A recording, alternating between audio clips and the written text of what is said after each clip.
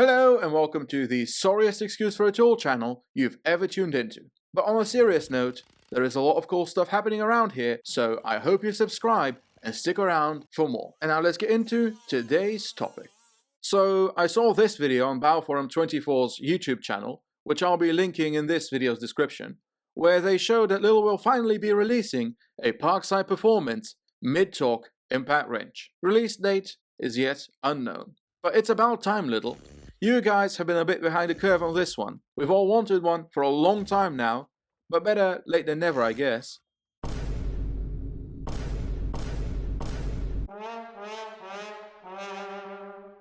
For some time now, Parkside have had their 12-volt impact wrench. And don't get me wrong, it's good for some smaller jobs, but I have to admit, there are times when I come across a car bolt that's just too much for it. And I'm talking about using it with a 5-amp Parkside Performance battery here.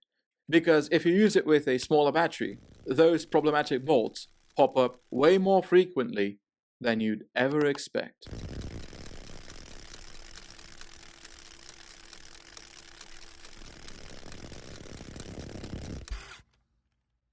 If you don't mind spending a little bit extra, you can grab a Milwaukee M12 first generation Stubby.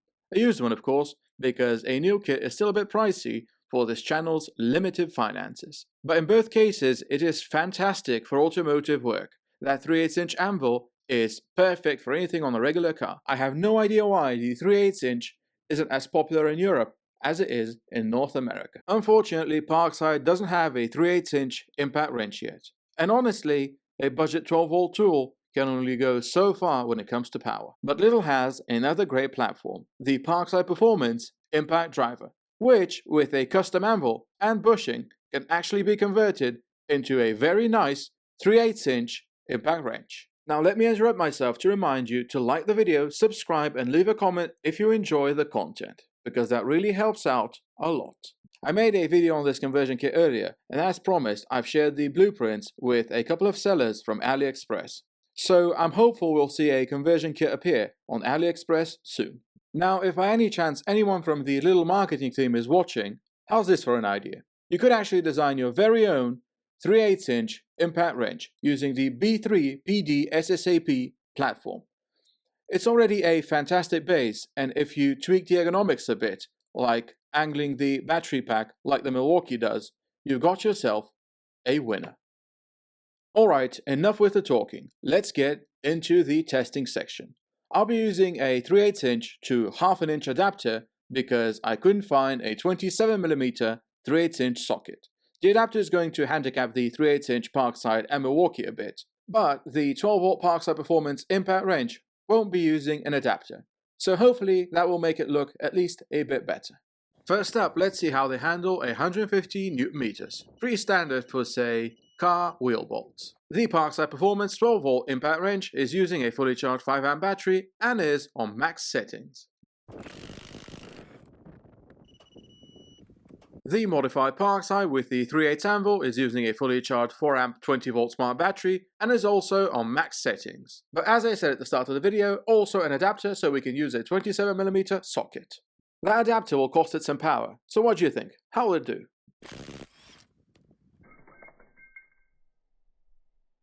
Anyone surprised by that? And now on to the M12 Stubby Gen 1, using a fully charged 12-volt 4-amp battery and also using the adapter so as to accommodate the massive socket. And straight away we have the M12 battery problem. Get some vibrations going and the battery falls out of the tool.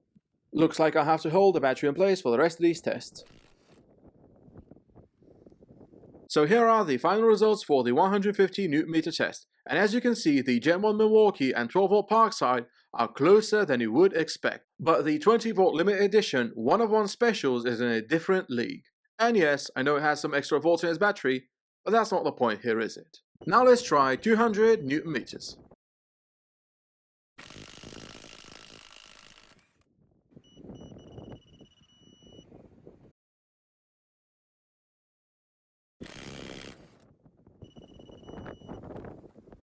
I need some of that special Milwaukee colored duct tape to hold the battery in place. And now the real differences between the 12-volt Parkside and M12 Milwaukee start to show. While they both got the job done, the Parkside was exactly twice as slow, but the 20-volt Parkside Stubby is looking strong. A small 50 Nm bump up to a total of 250 Nm is next.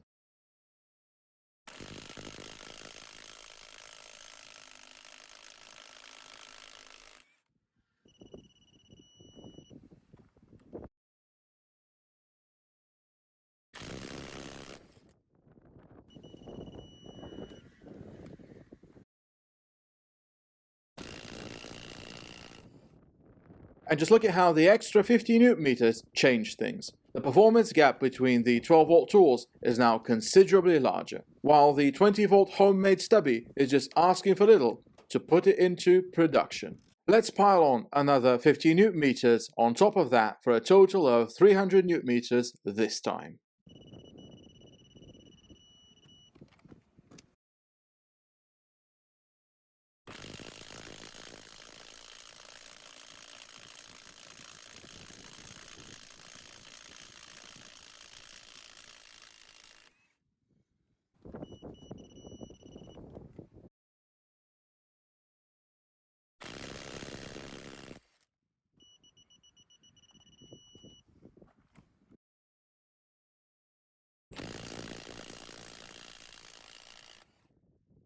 The 12-volt Parkside Performance impact wrench is cheap and it can get the job done, but looking at this, you realize why the Milwaukee costs so much. And that's the old one with a 4-amp battery. Imagine the new Gen 2, but with that said, let me know what you think on how the 20-volt Parkside Stubby is performing so far. Next up, I tried to max out my torque adapter at 340 Nm for this final test. However, my extendable ratchet is only so extendable, and while I could reliably hit 300 Nm, I can't say I managed to do the same at 340. So take these following attempts with a pinch of salt.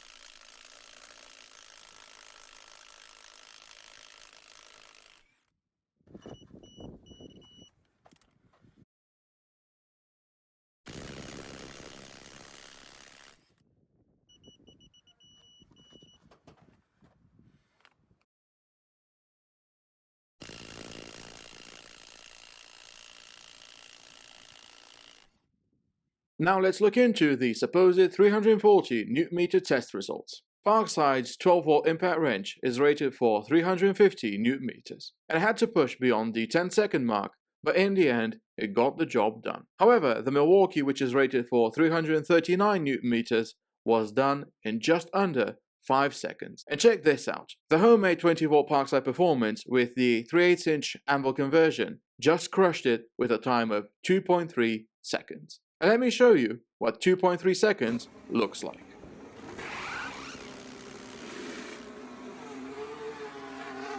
So here's the big question. Would you buy a 3/8-inch stubby impact wrench if Parkside made one?